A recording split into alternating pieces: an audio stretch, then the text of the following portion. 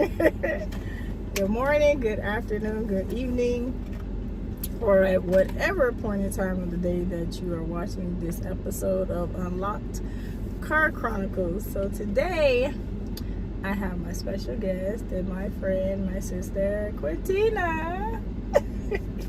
So we're trying to figure out what we're going to do in today's episode of, gotta show you book, Unlocked, Being Free from Your Dysfunctional Prison. So she was one of the ones that read the book. She is also on my team. So she's there when we do the conferences, the book signings, the Q&As. And yes, you asked, I've answered. So she gets to find out about this first, just like you all get to find out about it. Like, whoa, what are we doing?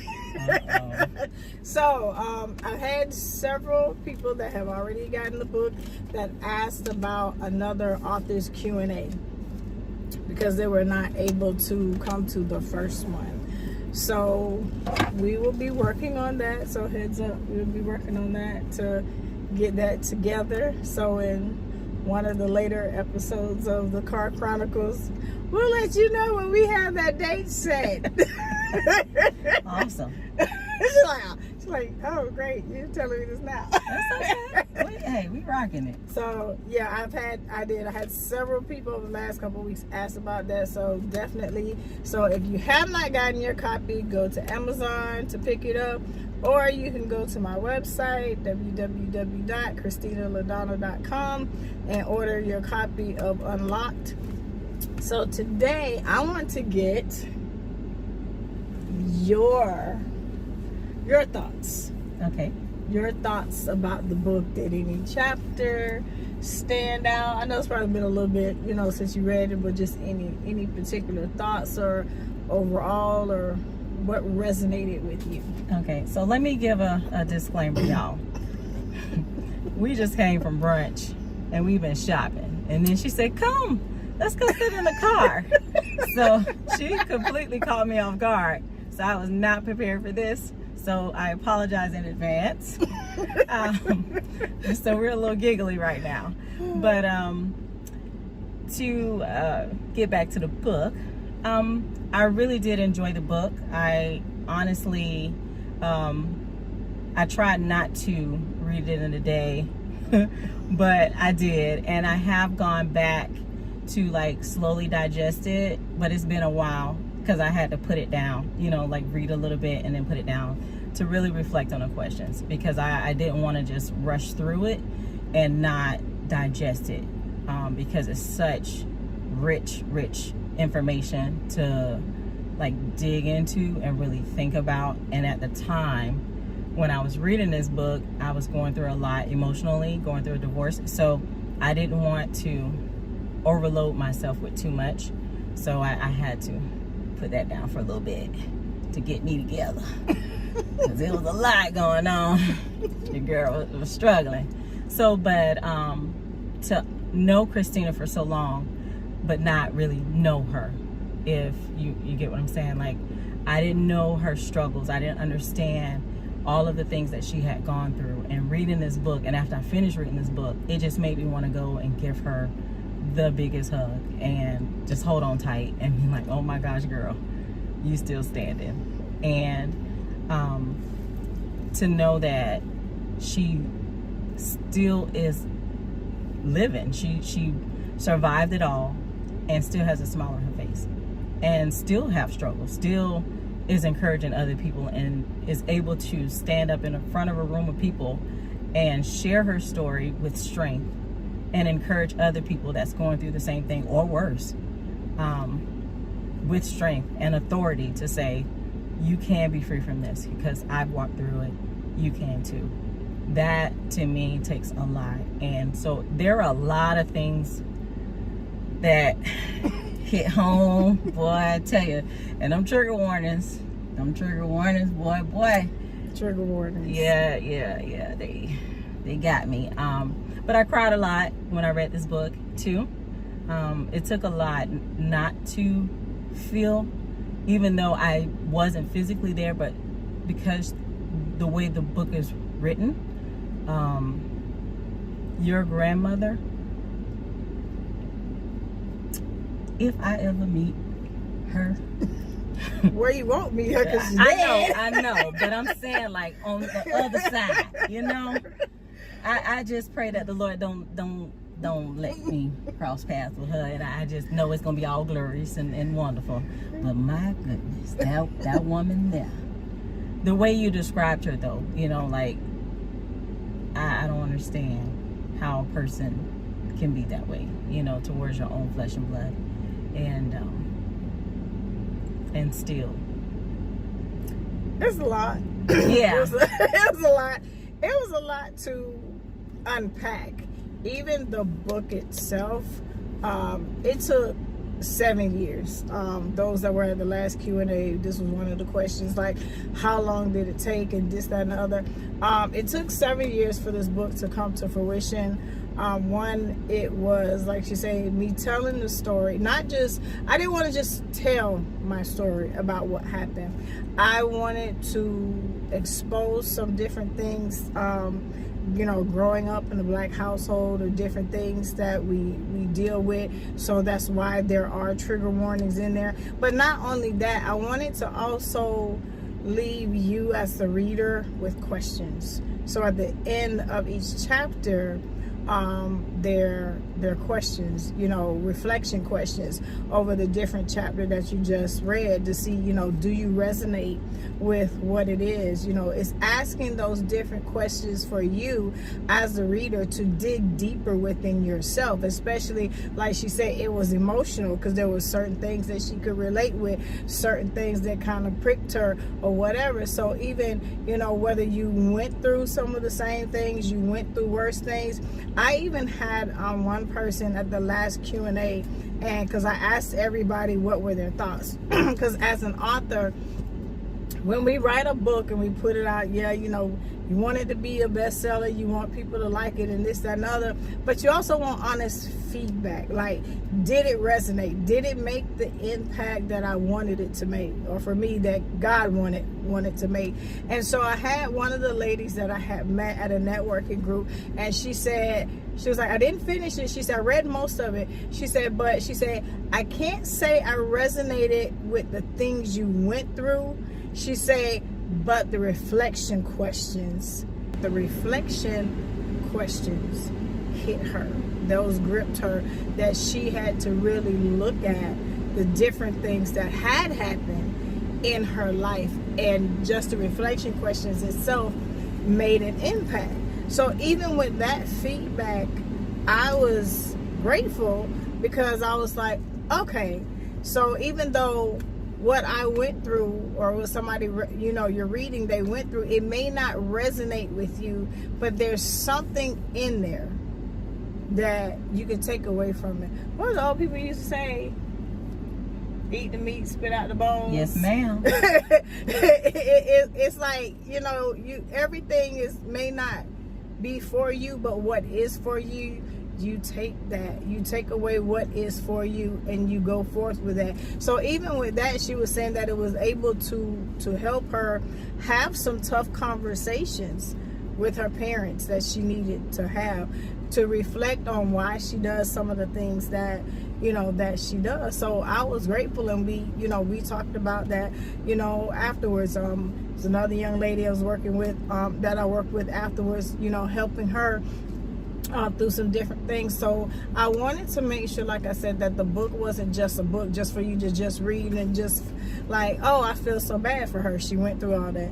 No, I wanted you to be able to read and reflect and actually get something out of it, that it would be transformation to your life. And even with the different ones there, or even online, if you go to the website, you'll see that I do offer coaching services, because I am a certified life coach. I have my AA and Christian counseling. But even in the book, I put in there, you know, for me, it took Jesus and therapy, not one or the other. It took both. And I do have some links in there, you know, for you to seek help. And then also, you have to know that you just can't be one and done, because sometimes we'll go and that person, we don't mesh, or they're not understanding, or they maybe we don't understand your background. You know, melanin folks, we're a little different. We're a little different. We're a little different than the clear people. You know, just saying. Nothing against them, but you know, we love Raina, and she yellow. Raina yellow. We love you, Raina. She'll be on one of the episodes later, so you'll meet Raina. But even though people have the best intentions, right, if they really don't understand your background or understand your makeup, it's hard for them to be able to help you. Right. So sometimes, you know, if you go to a doctor and you're sick and they give you a diagnosis or they give you a treatment plan and you don't like it, what are you going to do? Go to a different doctor. Huh? Exactly. You're going to seek out a different doctor that you can work with, that's going to help you, you know, with your treatment, how you want it done. So it's the same thing when you're dealing with going to a counselor, going to a therapist, going to a certified life coach. If it doesn't work out for you, don't be like, well, this ain't working, I'm not going to deal with it. I'm not going to do it. You're still going to be dealing with those demons every day. You're still going to be dealing with those struggles and those traumas every day. And guess what? We can't always get better by ourselves. Been there, done that. I tried to do it. It didn't work. That's why I had to go back to therapy. That's why it took me 7 years to finish this book. Because in the midst of writing it, I had some meltdowns. I had some breakdowns. I had some issues. And so I had to get counseling as well as prayer in order to finish it. I still have my own. Yes, I have a mentor. I have a counselor. My husband say I have a village of people. We always say it takes a village to raise a child. Yes. It takes a village as an adult. Yes. Let's just be honest. Sometimes, depending on what it is that you're dealing with, you may need multiple counselors. You might need multiple mentors, because some are proficient in a certain area, whereas some are not. And it's not necessarily one all be all. Think about doctors. We have our regular doctors and we have specialists. Yes. You have a heart specialist, you got a neurologist, you have the foot doctor, you have for the women, the gynecologist, you have specialists besides your regular primary doctor. So if you really want help and you really want to get out of those traumas and those cyclical cycles that you've been through, seek the help. If you're not sure where to go, seek. Hey, I'll be happy to help you. If it's not me, I'll help you get to the right person. I'm not going to say I know everything, because I don't. And if you go somewhere and they act like they know everything, you might want to run. She's like, deuces. Chuck up the deuces. Because nobody knows everything. No. They're not certain. I mean, hey, let's keep it real, right? Yes, ma'am. I'm an ex-hoe. I can tell you what you need to do to stop hoeing. How to get over being a hoe. You know, if you was a hoe and then you slip back in the hoe and how to come back. I got you. I can't tell you nothing about being a drug addict. Mm-hmm. I never did drugs. Now, I did overdose on some prescription drugs before, but that's a little different. It's not the same thing. Did I drink too much? Yeah. I'm not gonna really say I was an alcoholic. I didn't drink every day, but I did have a problem with drinking, and I don't do that anymore. But there's certain levels of it that I can say, you know what, there could be a deeper root to that, why you're doing that, but I can help you with this part of it. But the other part of it, of the drug addiction or the alcoholism, we're gonna have to bring somebody else in to help you with that. So just know that it's not going to be a one-stop shop, right, for whatever it is that you're dealing with. Because when you have trauma is kind of like compounded interest.